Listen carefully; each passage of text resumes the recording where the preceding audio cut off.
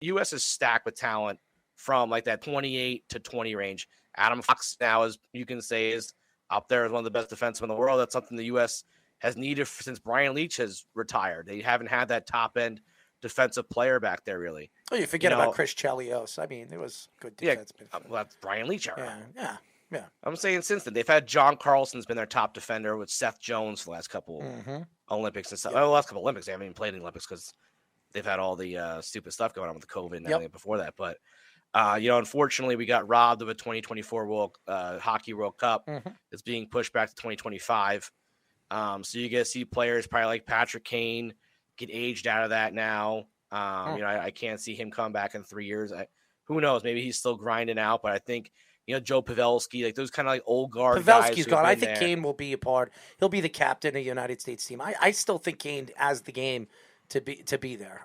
He's fantastic. Yeah, well, Sam, he's only 33 now. Pavelski, I think, is 37. So who knows? He might get aged up, but. Like guys like Charlie McAvoy with the Bruins, like fantastic. He's a stud. Fantastic kid. I know the kid.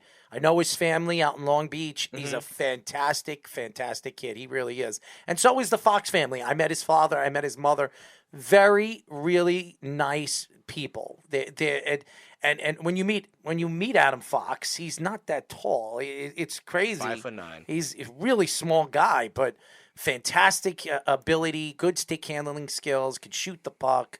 And he sees the ice so very well for a defenseman. So, yes, United States hockey is there. I really. And your Hughes guys you're talking about. Oh, yeah. Hughes brothers. Oh, and yeah. Then, all and three of them. Kachuk brothers. You can have a whole line of just Hughes and Kachucks. I can't stand the Kachuk brothers. Oh, okay. Oh, I love them. That's a good thing, though. Kyle, you triggered something here. I can't stand them. I was never a fan of his dad, but I love him. I was at Brady's draft, and I met Matthew. I met Matt. I met Keith, and I met him, and they walk around like they're. I'm not going to say it, on live radio because I don't want to throw myself under the bus, but they're asses. Okay, that's what they are, and their mother's sweet. I think they have a sister. I think it was their sister or cousin. Very nice people, like very nice. But when it comes to the men in that family, they just walk around like they're better than you are, and it just. I never liked Keith. And then I met him at the Stanley Cup Finals when I was on the ice when Boston lost he was part of the St. Louis organization. Brett Hull was there, Chris Pronger was there, and he was there. And I remember Ashley went up to him and he told Ashley walked up to him and said, "Keith, could I interview?" He's like, "What kind of questions you gonna ask me?" I'm like, I felt like saying, it's a damn interview. Who cares what he asks you? He's just asking you a couple of questions, Keith. What are you gonna cry about it? It's just he's just an idiot. He comes off being an ass. I don't like him, and I don't like the two brothers. Matthew, you can see he's an instigator. They're talented. There's no question. They're very, very talented kids. I don't like them. I don't like them. I want to see them get their asses beat. I want to see them get their asses beat. They're good hockey players. I've never met them. They're good hockey players. I met both of them, and both of them are not. The way they're built. I mean, Brady is like he's taller. Matthew is more stockier. You know what I'm saying? It's like he's like a bully. It's like a bull. You know what I mean? And the other one's like he's scrawny but tall, but he has big legs. So I just don't like him. I understand they're talented. You sit here today and you say, well, who would I want on my team? I wouldn't take any of those guys on my team because they're me players. They're not a team player. None of those guys are team players. Matthews. Why did Matthew Tkachuk leave Calgary? Because he thought he was better than the team. He wanted to go somewhere where he was the guy. Okay, and then Johnny Gaudreau's gone. He's playing for what? The Blue Jackets. Johnny Gaudreau's gone. He had a chance to be the guy, and he wanted to be out of there. And Brady's going to do the same thing to the Ottawa Senators. I don't think so. 100%. Mark my words. Brady will leave the Ottawa Senators. You watch. No, because they're supposedly supposed to be good. They have all these young players, and they just need a little bit of goaltending. Their goaltender's not really ready yet. If this doesn't transition right, Brady's going to want out of there just as fast as Erik Karlsson wanted out of there.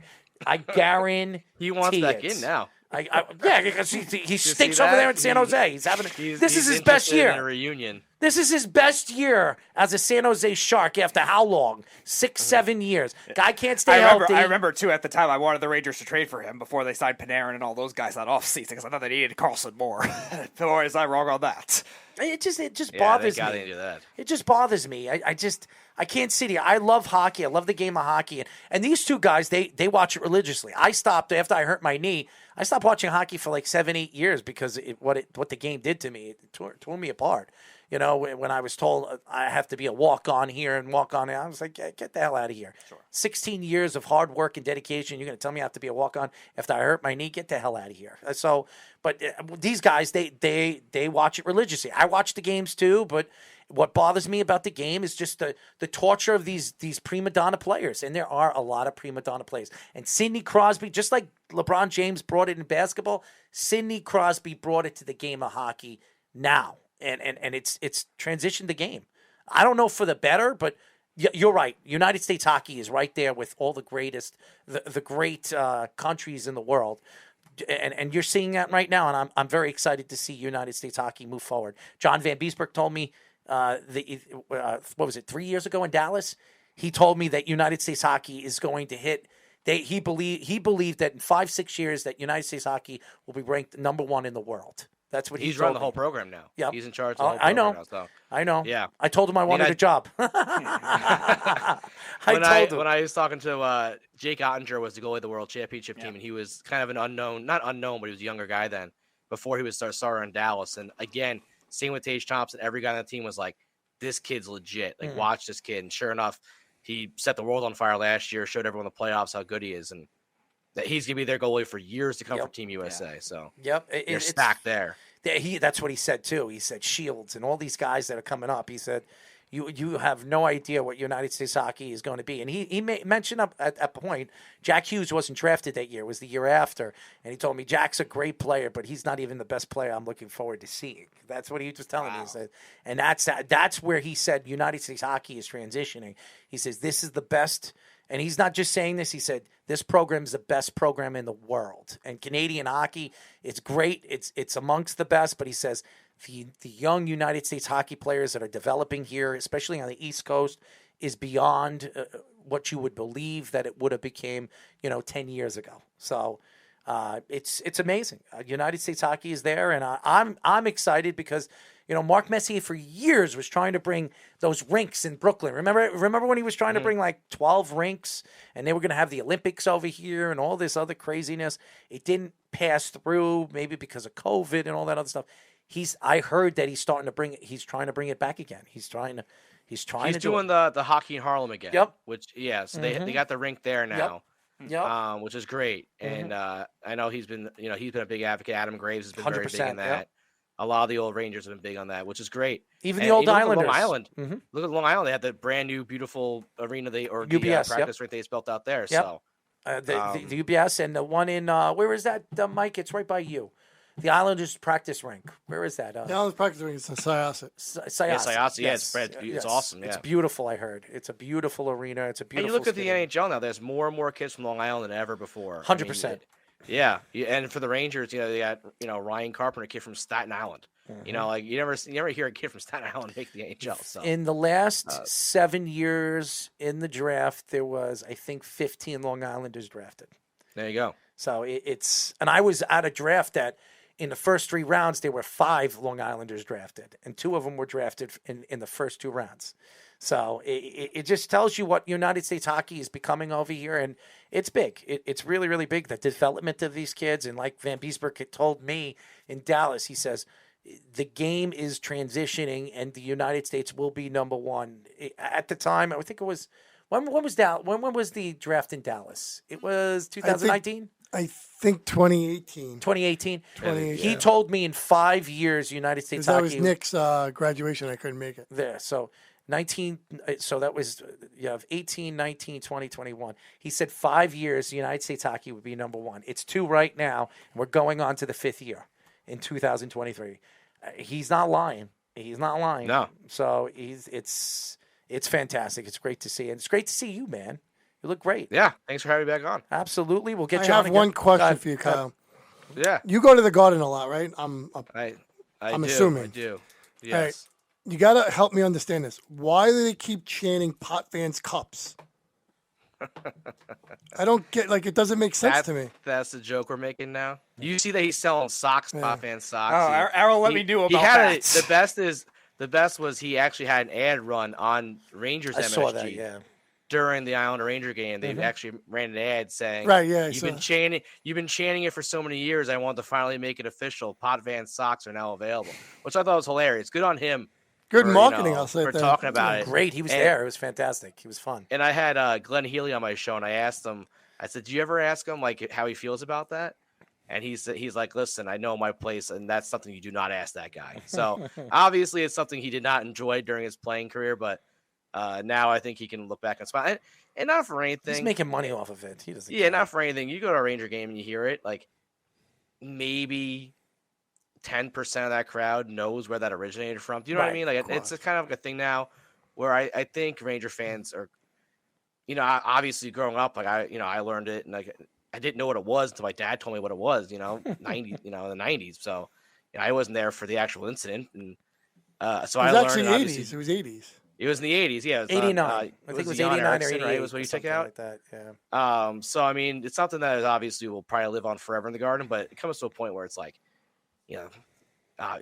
your dad's, generation knew that. You got these 18-year-old kids starting the Pot Fan Sucks chant in the Garden. It's just not right to me, but it's the same chant as, the Islanders and the Devils got stupid. No, the Islanders don't say a chant. Yeah, they do. What the Islanders chant? have the whole Ranger chant. What are you talking about? What chant?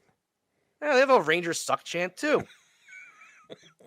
I mean, they just do that on every team, but I don't think it's a chant. It's not like somebody whistling that 4 times to get the whole crowd going. My buddy who works for ESPN went to the game against the Oilers the other night, and he goes, I go to a lot of Islander games. That's what I'm saying. I don't hear no. I mean, it's a stupid chicken thing, and but it's not really a chant. It just it just happens when either that chicken dance song comes on or whatever.